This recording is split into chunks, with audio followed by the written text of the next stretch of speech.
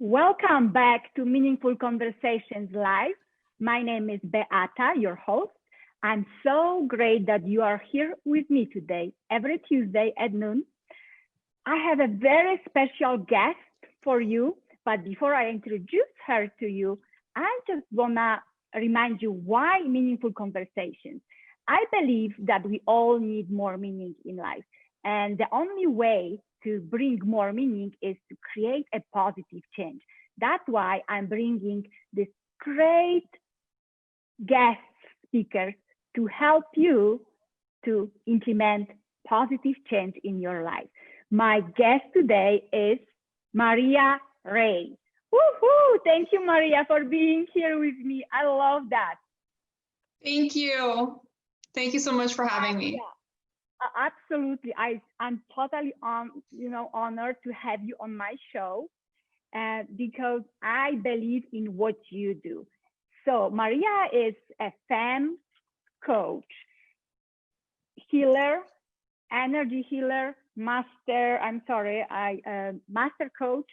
And okay, I love that. But when I was reading your bio, you said that back in time, your major was in fashion, and I love fashion, so I cannot just leave it right there. So tell me, how did you move from fashion to helping people? And you tell us how you help them. It's funny, it's so funny how you honed in on that part of the journey. And fashion, I'm not going to lie, is still a passion of mine. Fashion is a passion, yes. However, I really believe that what was once an obsession with fashion came from my own feelings of unworthiness and trying to kind of create an image that I felt and believed was worthy and to look worthy of the things that I wanted, to feel worthy of the things that I wanted, because that's not to say that any woman that's into fashion feels like that. I mean, I think we all have this sense of unworthiness on some level that we combat on a daily basis. But for me, I think that my focus on material things and fashion specifically was my way of trying to fill a void that existed within me, and this deep feeling of unworthiness that I struggled with my entire life. Now, fashion is still something that I love and still like to enjoy in my life, but it's not the main focus. And I think that it was that specific journey for me that really put me on the path to start to help me to see how unworthy I actually felt and the lengths that I would go to in order to feel like I was good enough, to feel worthy of love, to feel worthy of abundance, to feel worthy of all these things that I wanted in my life.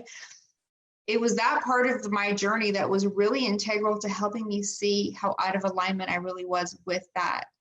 And just a lot of the pain and the trauma that I was trying to hide beneath the surface of all these things. So yes, I still love it. But it was actually the beginning of, it was how I denied my truth, but also the beginning of how I started to see my truth, if that makes any sense whatsoever. Wow, that's so beautiful. Yeah. I don't know if you noticed my mouth were like, wow, because how many women, I believe men as well, but yes, I know women men actually more. do suffer just as much as women, but they do so silently.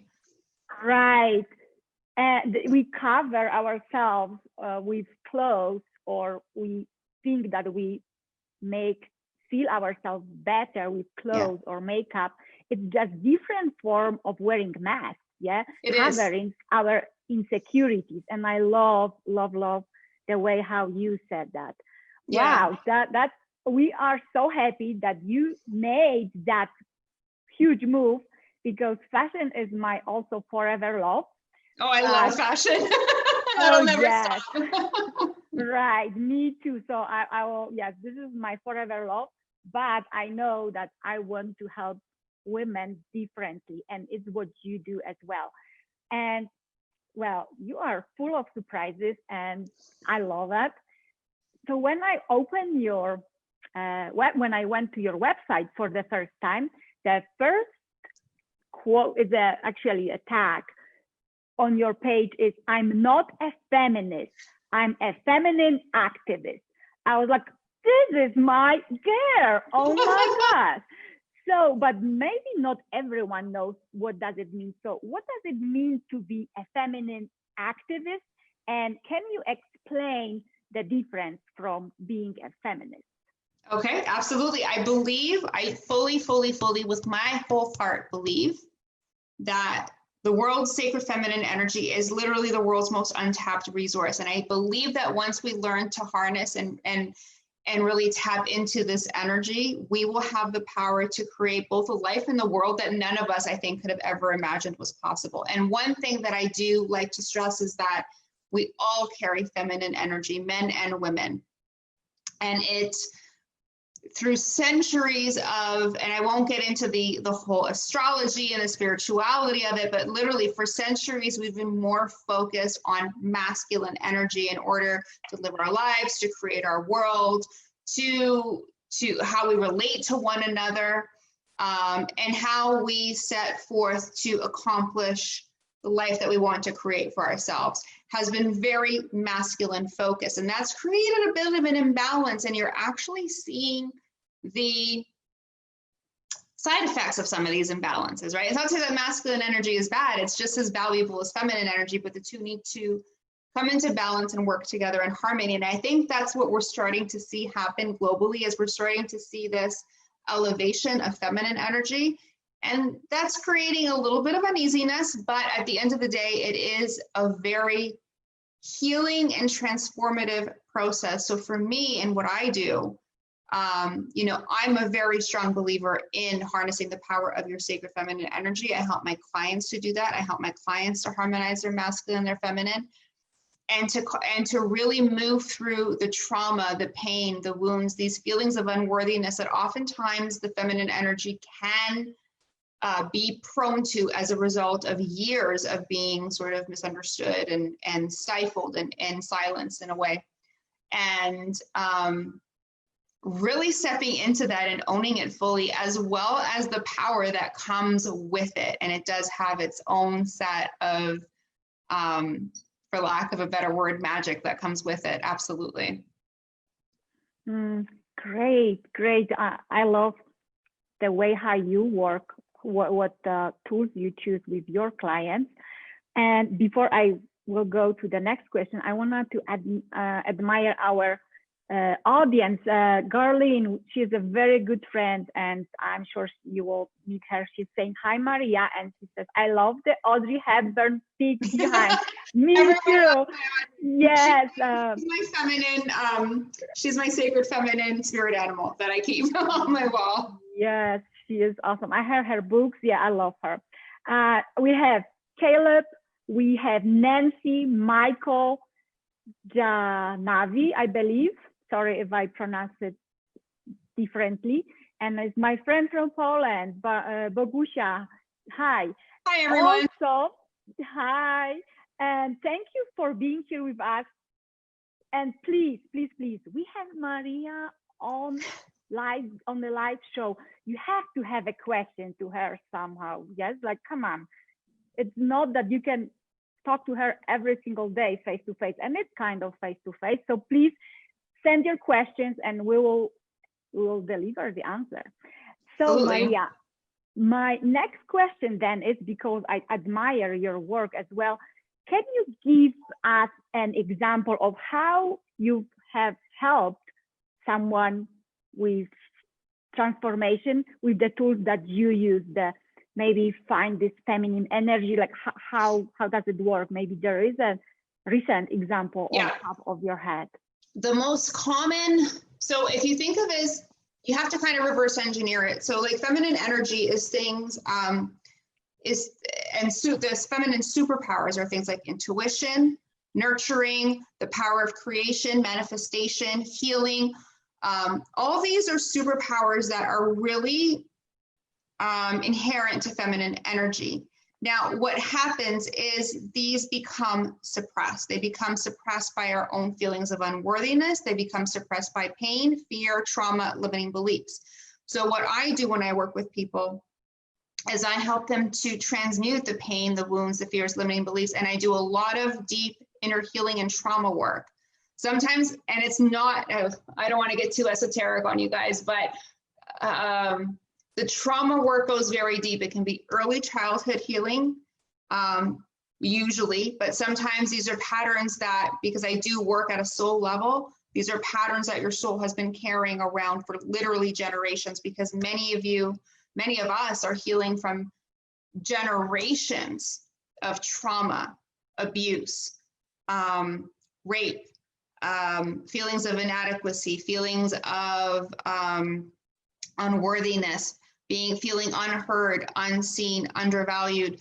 A lot of this stuff is really coming up to the surface right now to be revealed and healed. And a lot of what I do is we'll go into those early childhood traumas that are literally suppressing the feminine and suppressing all your power, and help to, it almost compresses, right? And as soon as you can tap into the wound or the trauma and literally release it, it's like Pandora's box is open, but Pandora's box is not a bad thing. It's actually a really good thing. That's just another way to kind of suppress, right?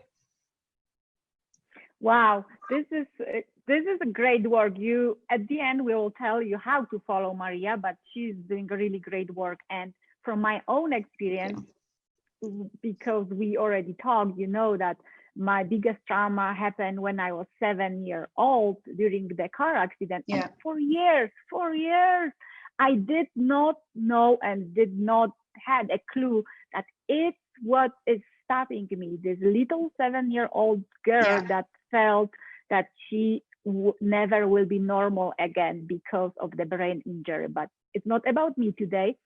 It's about you.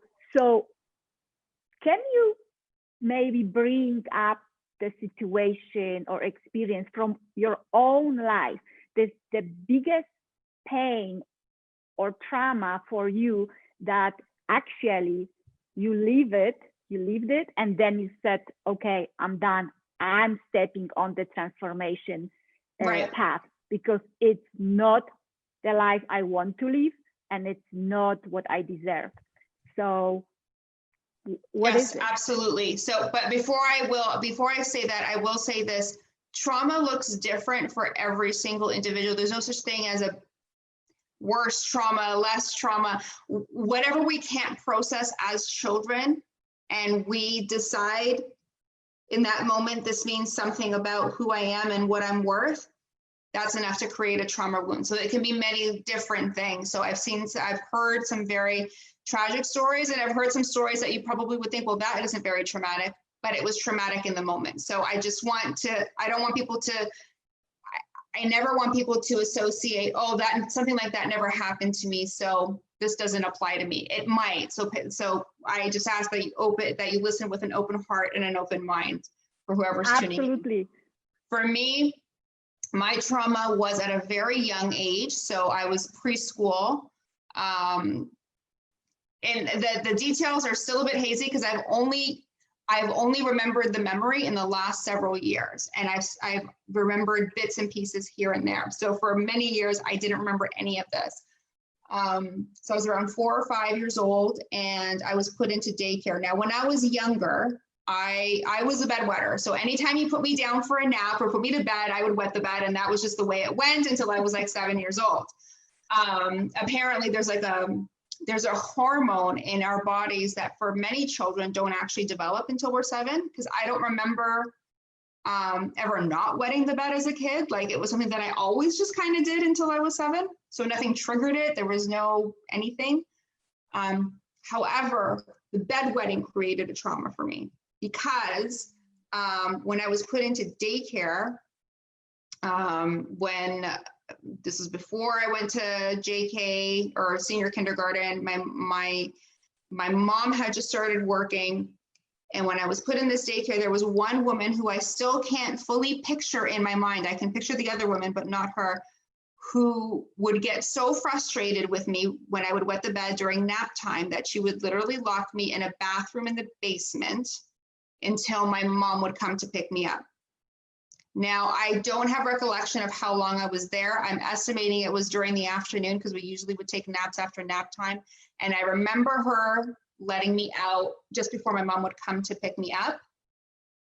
And there was a lot of other details in there that have started to kind of come through. But long story short of it, I can sum up that it was in that moment, in that unfinished bathroom floor, where I had decided, and I remember her telling me that I was just not good enough to be up there with the other kids. Wow. You're literally, I remember the words, you're just a dirty little girl who doesn't belong up there to play with the other kids. You're going to stay down here until your mom comes and takes you home. So that was imprinted in my mind, and I carried it with me through my career, through my friendships, through my relationships, through every story in my life. This feeling of not feeling good enough, feeling like just this dirty, unkept little girl who was always just doing everything that she could to fit in, to feel accepted, to feel good enough, and to finally feel worthy of having all the things that she wanted to have in her life. And that was how the whole path kind of unfolded. And that's how I kind of got into the trap through things like fashion, through things like, you know, dating the wrong people and getting involved in the wrong relationships, where my goal was not to reach happiness, joy, and fulfillment. My goal was to feel worthy and to show up in a way, to show up in life in a way that would literally, it was just approval seeking, so that I could find that validation in myself and my own worth. So what I ended up attracting was everything that was not aligned for who I was, but for who I was trying to prove to myself that I was, if that makes sense. Absolutely. Yeah. Wow, I have chills when you are telling your story. Oh my gosh, how adults sometimes can hurt kids, probably not even being aware of it, and it stays with them forever. I believe that we do our best at the certain time with what we have, but think for yourself. People, think for yourself first. Like, would you like to be your kid be treated that way? Oh my gosh, I know that it was back in time and a lot changed, but yes, I think taking care of this little child that one day gonna become an adult can save their lives, and I think that can save the therapy that they had to go through a lot of times. Thank you for sharing. It was very personal, so thank you for being no problem. And brave. Thank you. And related to your story, basically, I want to ask, so what is the one most important characteristic for today's women to live on their own terms, to live life aligned to what they really want? Because I believe you live it right now. Yes, and I really do believe that the key to creating your most fulfilling life and to living your life on your terms, the first just integral step to all of it is recognizing that who you are is absolutely 100% enough. And this is for many women, this is such a hard, we don't think it's a hard thing. We like consciously, oh, I'm fine, I love myself, I feel great, I think but subconsciously, we're all struggling with this feeling of unworthiness, of not feeling good enough, of not feeling valued, of not feeling heard, of not feeling seen. How many times have you been frustrated that you feel unseen, unheard, undervalued in your relationships, whether it's your partner, your kids, your spouse, your in-laws, your parents, your siblings, it doesn't matter, right? We all have these moments where we feel unseen, unheard, undervalued, unappreciated, like we're doing everything, we're giving all this attention, love, support, nurturing, and we're not getting anything in return. These are all how our own underlying beliefs of unworthiness will manifest.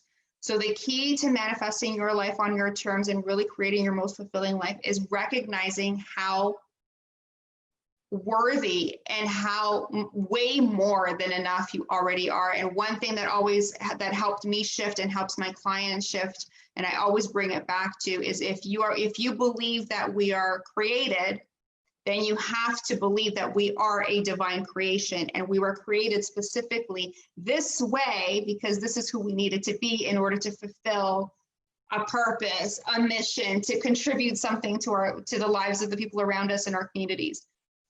So when you start to recognize that and recognize that who you are fundamentally at the core right now, whether you think you're overweight, you're not as attractive as you were 10 years ago, whether you think that you're not making as much money as you'd like, you don't have the car that you want, the house that you want, the clothes you want, doesn't matter. None of that matters. You are enough right now as you are to do whatever it is that you came here to do. And as that person, you are 100% worthy of having all of your desires in this lifetime met. And I fully believe that.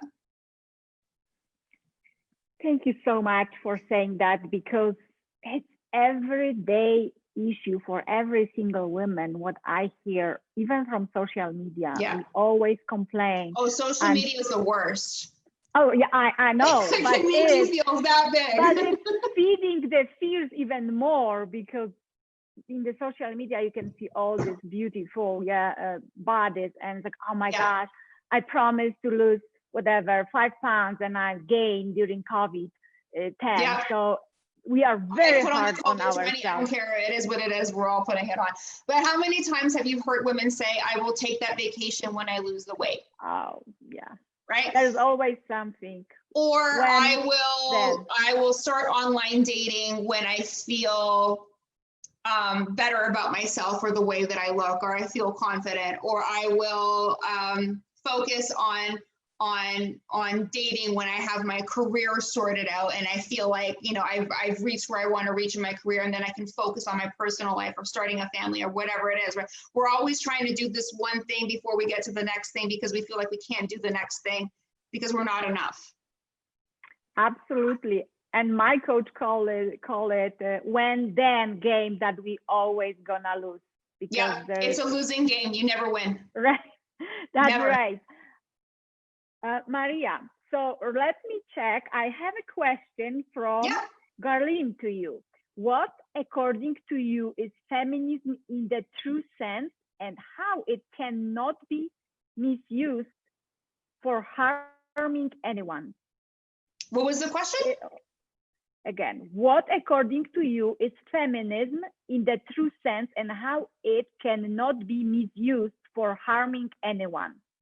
Well, I don't think there's anything harming about. I mean, feminine energy in its essence is energy that is healing, that is intuitive, that is nurturing, that is loving, and it's literally the energy of creation and manifestation. So there's nothing to really harm you in that energy, unless it becomes, I guess what they're trying to ask is if there's an imbalance there, which any energy, whether it's masculine or feminine, when it becomes imbalanced, can become very toxic. So there are the shadow aspects of both masculine and feminine energy. So if we're too much in our feminine or too much in our masculine, doesn't matter. An imbalance of feminine energy would show up as insecurity, neediness, codependency, that sort of thing, controlling, manipulative. So, but again, masculine energy has its own shadow aspect when it's imbalanced. It can be very controlling, very aggressive, and very results focused, right? To a fault. So when we're in balance on any of these things, there's nothing really harmful of feminine energy at all. It's actually one thing that we really need, I think, in order to bring healing to the collective. Garlene is saying, thanks, Maria. You're so welcome. Good question. Thank you. Thank you for asking, Garlene. You are awesome. She's joining every single of my shows. So yeah, I'm sure that you're gonna connect. Maria, so my almost the last question is, what exciting are you working on these days? Oh my goodness.